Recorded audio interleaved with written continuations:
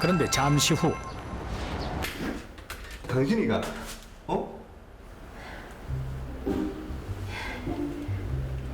이사는 잘 하셨어요? 예, 근데 선녀님 저기 뭐 어떻게 오셨어요? 집터에 잡기는 없는지 봐드리러 왔습니다. 부적도 좀 붙여줄까 해서요. 근데 지금 저 혼자 있는데 좀 전에 와이프 있을 때 그때 같이 오셨으면 좋았을 건데. 어허! 와이프라뇨? 진우 씨, 이혼했다는 사실 잊지 마세요. 그럼 실례 좀 하겠습니다. 예고 없이 진우 씨의 집을 찾아온 은하선녀. 무속인에게도 고객 관리가 필요한 걸까요? 그런데 어째 좀 수상한데요. 은하선녀의 이해할 수 없는 행동은 계속됐습니다. 저는 이곳에서 기도 좀 올리겠습니다. 진우 씨는 신경 쓰지 마시고 할 일 하세요. 예? 얼마나요? 기도를 올려야 한다며 집주인의 허락도 구하지 않고 방 한켠에 자리를 잡은 은하선녀. 갈수록 그녀의 행동이 수상합니다.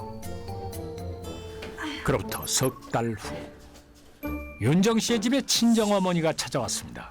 뭘 이렇게 많이 가져왔어? 차서방은 또 없어?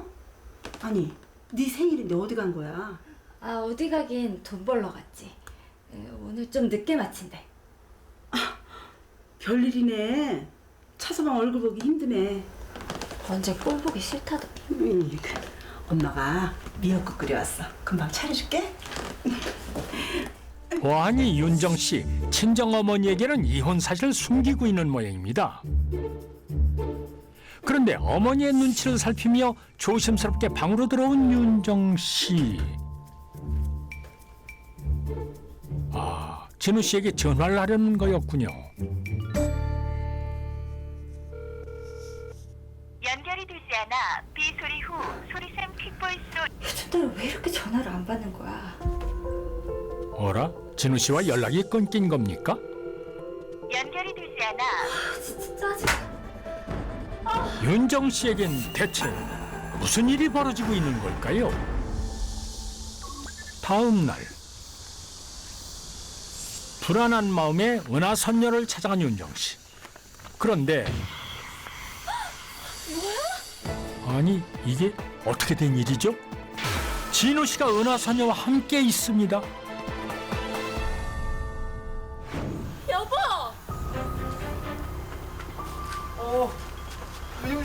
여보. 당신 여기서 뭐 하는 거야? 수면님, 어떻게 된 거예요? 이제 그만 밝힐 때가 된 것 같습니다.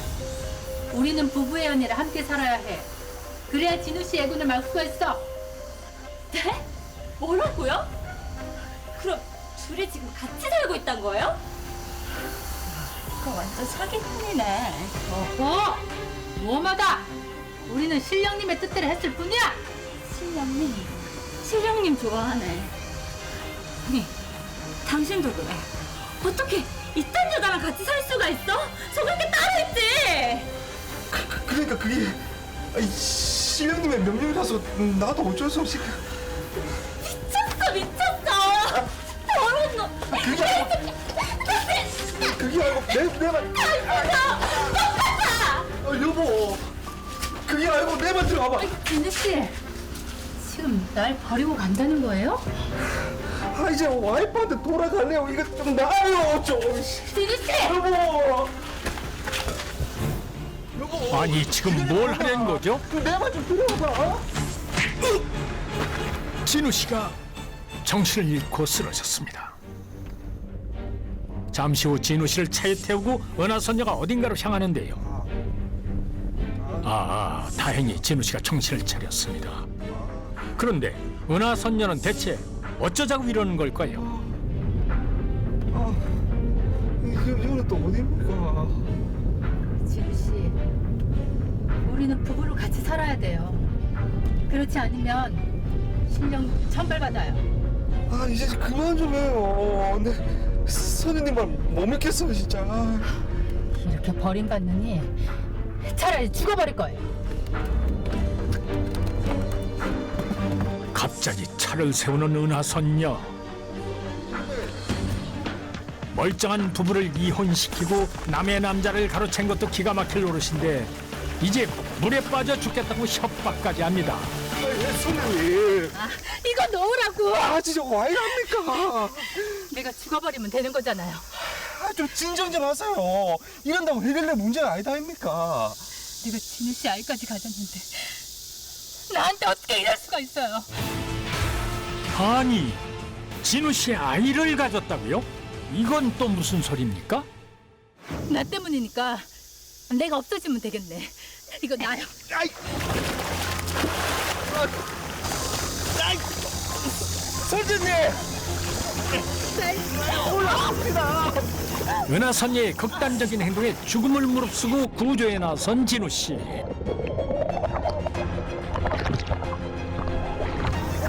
은하선녀는 대체 어떻게 진우 씨와 동거를 시작했고 그의 아이까지 갖게 된 걸까요?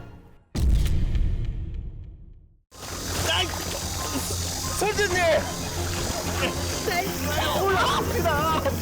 은하선녀의 극단적인 행동에 죽음을 무릅쓰고 구조에 나선 진우 씨.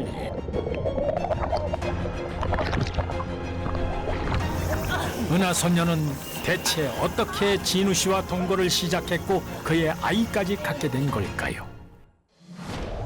이야기는 5개월 전 진우 씨 부부가 은하선녀의 신당을 처음 찾았던 그때로 돌아갑니다. 어서 오세요. 진우 씨를 본 은하선녀의 표정이 이상했던 거 기억하시죠? 이렇게 가슴 뛰지. 이게 뭐지? 선녀님, 이분 낮에 온 손님 아니에요? 사실 은하선녀는 진우 씨에게 첫눈에 반했습니다. 무속인이란 이유로 연애 한번 제대로 못 해본 그녀는 진우 씨를 빼앗기 위해 계략을 꾸미기 시작하는데요. 먼저 자신의 신통력을 보여주기 위해 음악학원에 뒷돈을 주어서 진우 씨를 취직시켰습니다.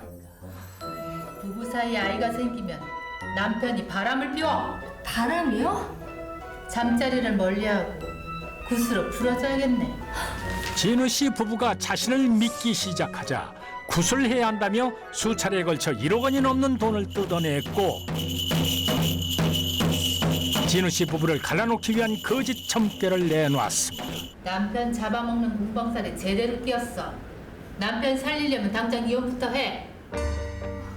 하지만 진우 씨 부부는 은하선녀의 계략을 전혀 눈치채지 못했습니다. 당신이가 이사는 잘 하셨어요? 예. 이혼 후 진우 씨가 혼자 살게 되자 은하선녀는 기도를 올려준다는 핑계를 대며 진우 씨 집에 수시로 드나들었습니다. 기도만으로는 힘들겠어요. 예? 사실 우리가 전생에 부부였습니다. 한 집에 살아야 진우 씨 애군을 막을 수 있습니다. 예? 같이 살아야 된다고요? 그래야 진우 씨도 죽음을 면하고 원하는 바를 성취할 수 있습니다. 그러면 저도 안 죽고 래퍼도 될 수 있는 거죠? 그럼요. 전생의 인연으로 제가 한을 풀어드리겠습니다. 은하선녀의 신통력을 맹신했던 진우 씨는 결국 그녀의 거짓 점괘에 따라 동거를 시작했던 것입니다. 그런데 이 무속인의 행동은 갈수록 도를 넘어가더니 결국은 씨의 아이를 갖게 되는 상황까지 만들게 됩니다. 이 같은 사실이 발각이 되자 무속인은 태아와 함께 죽겠다고 자해를 하고 결국 유산까지 하게 됩니다. 신의 뜻을 빙자해서 고객의 남편과 동거를 하고 지속적으로 굿을 요구해서 1억 원이 넘는 돈을 받아낸 무속인의 행위에 대해서 결국 법의 심판을 받게 됐는데요. 무속인은 이로 인한 피해자들의 정신적, 재산적인 손해가 막대하고 그리고 정통적인 무속신앙의 범위를 벗어난 혐의에 대해 사기죄와 협박죄가 적용되어 실형 1년 6월을 선고받게 됩니다. 이거 나 뭐하는 짓이야? 이거 놓으라니까? 감히 나를 어디로 끌고 가는 거야? 내 신령님 뜻대로 했을 뿐이라고. 내가 무엇을 잘못했다고? 끝까지 쇼하고 있네. 너 같은 사기꾼을 콩밥들 먹어 여보, 내가 한 번 봐도 나도 저 여자한테 당한 거라니까. 당신도 여보, 그게 아니고. 진우 씨! 거짓점괘로 협박을 하고 사랑을 얻으려 했던 무속인. 무속인의 잘못된 사랑과 부부의 어리석은 믿음은 결국 모두에게 지울 수 없는 상처를 남기고 말았습니다.